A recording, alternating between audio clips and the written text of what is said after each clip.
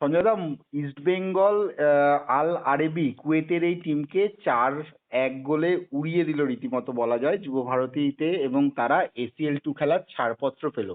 ম্যাচটা দেখে তোমার কি মনে হলো একটু যদি বিশ্লেষণ করে একটু বলো সঞ্জয়। প্রথম কথা হলো, এক কথায় যদি বলা যায়, ভারতীয় খেলোয়াড়দের ওপর বিশ্বাস রাখা যায়, এটা হাবাস মানে একটা চোখে আঙুল দিয়ে দেখিয়ে দিল।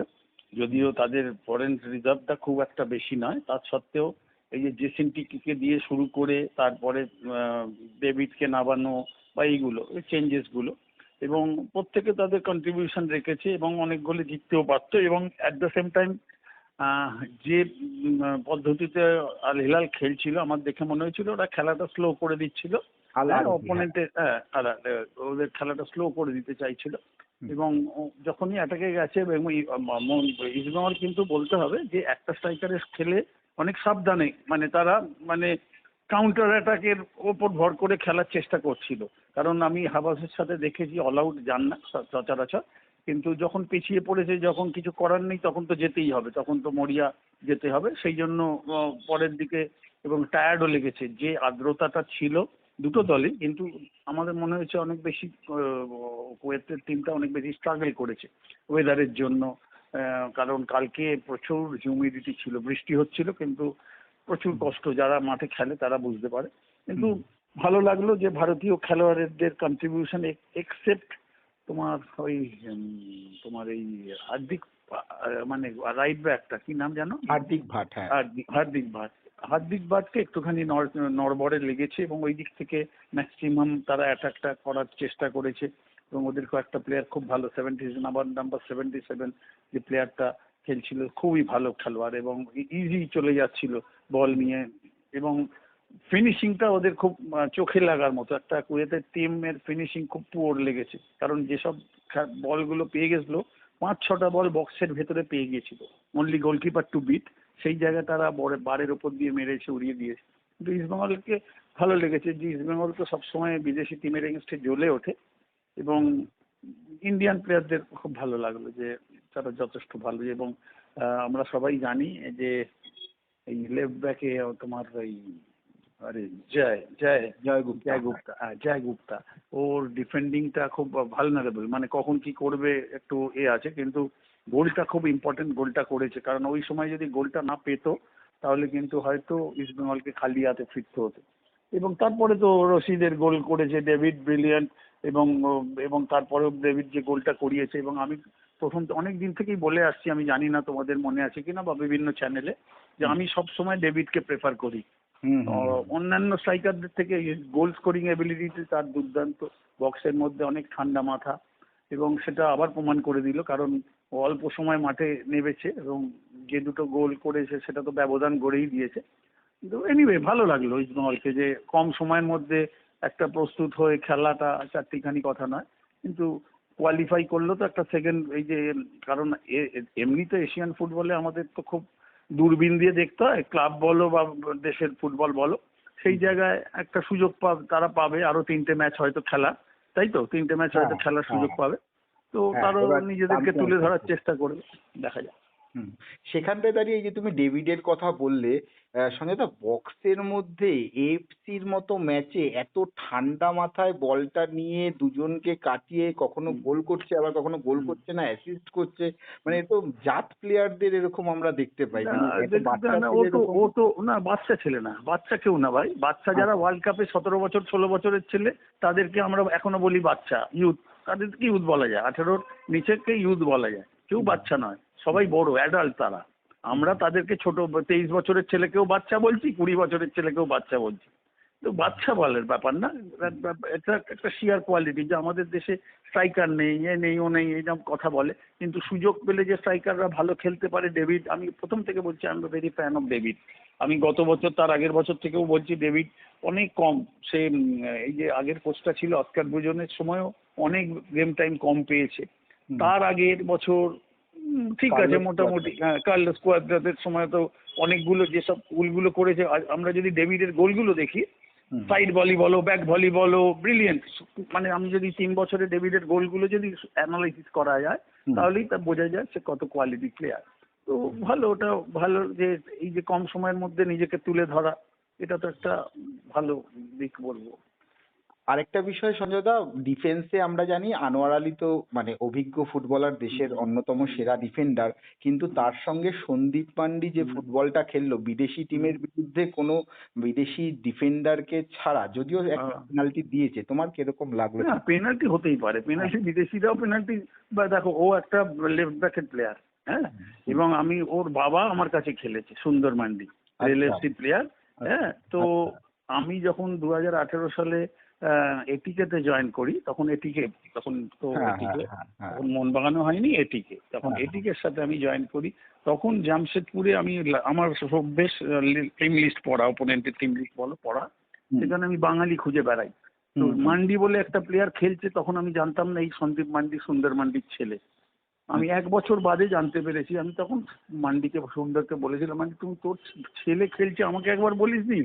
আমি যদি জানতাম তো আমি মোহনবাগান ইসমল বাংলার টিমে সই করাতাম। সে আজকে ইন্টারকাশির দলটা উঠে গেছে বলে সেই আজকে ইসমল ক্লাবে এসছে, না হলে আমরা বাঙালি ছেলেকেও বাংলায় খেলতে দেখতে পেতাম না। এটা একটা সাপে বর হয়েছে বলতে পারো, যে ইন্টারকাশির কোচ ছিলেন হাবাস, সে তাকে লেফট ব্যাকে খেলিয়েছে, এবং লেফট ব্যাকেরই প্লেয়ার, কিন্তু সেন্টার ব্যাকে ও আজকে না, আর একটা ম্যাচও আমি দেখলাম, খুব ভালো। আরো ইমপ্রুভ করবে, আরো ইমপ্রুভ ডেফিনেটলি, যত খেলবে আনোয়ারের মতো একটা খেলোয়াড়ের পাশে পড়লে, খেললে, ভালো খেলোয়াড়দের সাথে খেললে আরো ভালো খেলবে। আমি অলওয়েজ আমার তো খুব ভালো ফেভারিট, মানে আমার আরো ভালো লাগে যে যার বাবা আমার কাছে খেলেছে, সেই সন্তান খেলছে, আমাকে অনেক ভালো লাগে। বাঙালি ছেলেদের একটা যে পাওয়া যায়, খেলালে যে সুযোগ পেলে তারা খেলতে পারে, হ্যাঁ, তাই হেভিওয়েট একটা এফসির ম্যাচ মতো ম্যাচে, হ্যাঁ। ও যেভাবে মাথা ঠান্ডা রেখে খেলছে, ভবিষ্যৎ কিরকম দেখছো? না ভালো ভবিষ্যৎ তো, ওর ব্যাপার হলো এইসব ছেলে এগিয়ে যাবার ছেলে নয়। ব্যাপারটা হলো আদিবাসী ছেলেরা, তো আদিবাসী ছেলেদের কম বয়সে বিয়ে করে নেয়, কেউ কারোর হাঁড়িয়ার নেশা থাকে, ও নেশা থাকে, এইসব থাকে, হ্যাঁ। তো তার থেকে আমি ওর বাড়ি ভিজিট করেছি। আমি 2025 সালে আমরা মানে আমি চ্যাম্পিয়ন হওয়ার পরে, বেঙ্গল চ্যাম্পিয়ন হওয়ার পরে আদিবাসীরা আমাকে একটা সম্বর্ধনা দিয়েছিল ওদের কল্যাণীতে। তো ওটা একটা দুর্দান্ত অনুভূতি আমার, ওর বাড়িতে গেছি আমি। তো ভালো লাগছে যে একটা ছেলে এরকম খেলছে, এরকম সুযোগ পেলে ভালো খেলতে পারে। আরো যারা আপকামিং বাঙালি খেলোয়াড়রা যারা কলকাতা লিগ খেলছে, তারা তাদেরকে দেখে ফলো করতে পারে, যে না, আমি যদি খেলি, আমি যদি সুযোগ পাই, আমি মান্ডির মতো খেলতে পারি। এটা তো ভালো দিক একটা। একদমই। পাশাপাশি সঞ্জয় দা, আরেকটা বিষয় যেটা হচ্ছে, কালকের এই ইস্ট বেঙ্গলের মানে বিশেষ করে স্বদেশি প্লেয়ারদের জয়, একটা তো সমস্ত ক্লাবকেই বা ক্লাবের ম্যানেজমেন্টকে একটা বড় জিনিস দেখালো যে ভারতীয় ফুটবলাররাও পারে। কারণ না, কারণ যারা চোখে অন্ধ তাদেরকে তারা বোঝালেও কিছু হয় না। যাদের সদিচ্ছা নেই, যারা লোকাল ট্যালেন্টের উপর বিশ্বাস করে না, যারা কলকাতা লিগের এই 3টে টিম, যারা 2টো টিম খেলছে, কটা কলকাতা লিগের তাদের স্কাউট আছে? মোহনবাগান ইসমলের কি স্কাউট আছে? একবার প্রশ্ন করো না তাদের গিয়ে, তাদের ম্যানেজমেন্টকে, যে তাদের কোনো স্কাউট আছে? বিদেশের সব টিমে আছে, আমাদের এশিয়ান প্রচুর ক্লাবে আছে স্কাউটস। আমাদের এই ক্লাবগুলো কি স্কাউট আছে? তারা কি বাঙালি ছেলেদেরকে নিয়ে সব ইন্টারেস্টেড? গায়ে পড়ে সই করায়, কেউ যদি লেগে গেল, লাগলে তুক, না লাগলে থাক। আজকে দীপেন্দু বিশ্বাসের মতো ছেলেকে খেলতে মোহনবাগান ছেড়ে চেন্নাই যেতে হচ্ছে, তাই তো? চান্সে পাইনি তো, গেম টাইম না পেলে how you will prove yourself? তো এটা তো কাউকে চোখে আঙুল দিয়ে দেখান না, সদিচ্ছাই নেই আমাদের ক্লাব ম্যানেজমেন্টদের, যে লোকাল ট্যালেন্ট, যে 5% কি 10% লোকাল ছেলে খেলবে। আজকে ডেম্পো বুক বাজিয়ে বলছে শ্রীনিবাসন, যে আমি আমার টিমের গোয়ার ছেলেদেরকে দেখতে চাই, আমার উদ্দেশ্য হলো আমার 90% প্লেয়ার গোয়ান খেলবে। কোনো মোহনবাগান ইসমল ম্যানেজমেন্টকে বলতে শুনেছো যে আমাদের লোকাল ছেলেরা খেলবে? একদমই তাই। তাহলে কি হবে? এইসব ক্লাব ট্রফির পেছনে দৌড়বে, আর তোমরাও তোমাদের মতো করে ওই সব বন্ধ করবে, সব বিদেশিদের সব পুজো করবে, এই তো কারবার।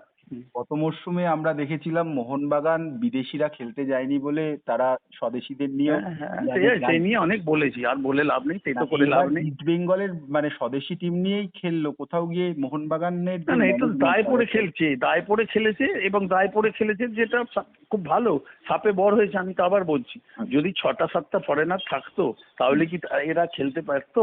একটা যদি সেন্টার ব্যাক সলিড থাকতো, তাহলে কি মান্ডি খেলতো? সেটা তো প্রশ্নের মুখে। তো সুতরাং স্ট্রাইকার যদি একটা সই করাতো, এখন ইসমলের স্পন্সর নেই, তাদের ছেলে চলে গেছে, হাবাস তার অভিজ্ঞ আছে, সে জানে কাকে কোন জায়গায় ইউজ করতে হয়, হাবাসের মতো কোচ আছে বলে তার একটা অ্যাডভান্টেজ ইস্টবেঙ্গলের নিশ্চয়ই, যে একটা সব থেকে বড় সাইনিং হলো হাবাসকে আমি মনে করি ইস্টবেঙ্গলে। তারপরে তো তারা কি করবে, পরবর্তী পদক্ষেপ তাদের আর্থিক সমস্যা মিটে গেলে নিশ্চয়ই তারা অ্যাড করবে। সঞ্জয় দা, এখানটা একটা যেটা গুরুত্বপূর্ণ প্রশ্ন আর কি, ইস্টবেঙ্গল সাপোর্টারদের একটা বড় ভয় ছিল যে এবার ইস্টবেঙ্গলে যে সমস্ত ফুটবলার সই হচ্ছিল তারা তারকা না, বেশ নামি দামি নয়, তাহলে ডিফেন্ডিং চ্যাম্পিয়ন হিসেবে আমরা কি এবার আইএসএল এ সেরকম দাপট দেখাতে পারবো? কিন্তু ফার্স্ট ম্যাচটার পরে কি তাদের ধারণা মনে হয় চেঞ্জ হয়েছে? তোমার কিরকম মনে হচ্ছে? না না, দেখো একটা ডুরান্ডের একটা খেলা হয়েছে না, ডুরান্ডে একটা ডার্বি খেলা হয়েছে। হুম হুম। হ্যাঁ, সেই জায়গাটায় রেজাল্টটা কি হয়েছে? 1-0 1-0 হয়েছে এবং জিততেও পারতো। হ্যাঁ, জিততেও পারতো। ইস্টবেঙ্গলের তফাৎ করে দিয়েছে, অনেক ওয়েটি টিম বলে তফাৎ করে দিয়েছে। এবং যতদিন যাবে আরো ব্যাপারটা হলো আইএসএল এর স্ট্যান্ডার্ডটা তো আমরা মানে লোকেরা প্রজেক্ট করে। What is the standard of ISL? ISL এর স্ট্যান্ডার্ডটা কি? তো সেইখানে আবার এই করার কি আছে? হ্যাঁ, কয়েকটা টিমকে নিয়ে তো টুর্নামেন্ট, অর্ধেক দল তো করতেই পারে না। গত বছর তো অর্ধেক দলই করতে পারেনি, 15 দিনও ট্রেনিং পায়নি, তারা সব নেমে গেছে আইএসএল খেলতে। উড়িষ্যা, চেন্নাই থেকে শুরু করে জামশেদপুর থেকে শুরু করে সব আজকে কেউ খেলবো না করে ইচ্ছা না সব থাকা সত্ত্বেও তারা খেলতে নেমে গেছে। তো সেখানে 13টা ম্যাচ নিয়ে একটা আইএসএল চ্যাম্পিয়ন হয়েছে। এসব ভারতবর্ষেই হয়। ভারতবর্ষে ফুটবল নিয়ে যত কম কথা বলা যায় তত ভালো। হুম। সেখানটায় সঞ্জয় দা, ব্রাজিল আসছে আমাদের দেশে হ্যাঁ, খেলতে। আমার কিছু বলার নেই, লজ্জা, না, এটা আমার কাছে লজ্জা। ওইসব যারা লাফাচ্ছে, চাংতে পাংতে যারা লাফাচ্ছে ব্রাজিলের সাথে খেলবো, তাদের হাত গজাবে, পা গজাবে, আমরা এক পাও এগোবো না। ব্রাজিলের সাথে জীবনে আমরা খেলতেও পারবো না, আমরা ওয়ার্ল্ড কাপও খেলিনি, খেলতেও পারবো না। এশিয়ান লেভেলে যদি আমরা সিঙ্গাপুর, মালয়েশিয়া, হংকংকে হারাতে পারি, আমাদের বলবো যে হ্যাঁ একটা পা আমরা এগিয়েছি।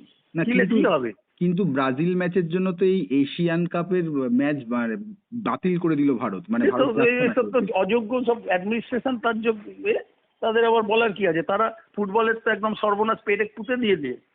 হ্যাঁ, তাদের টিকিট বিক্রি হবে, আমরাও সব হ্যাঁ উ করবো, ব্রাজিলের খেলা দেখতে হাততালি দিতে যাব, ভাইকিং ক্লাব লাগাবো, ব্রাজিল জিতছে তাদের হয়ে ভাইকিং ক্লাব লাগাবো, এই তো আমাদের কারবার।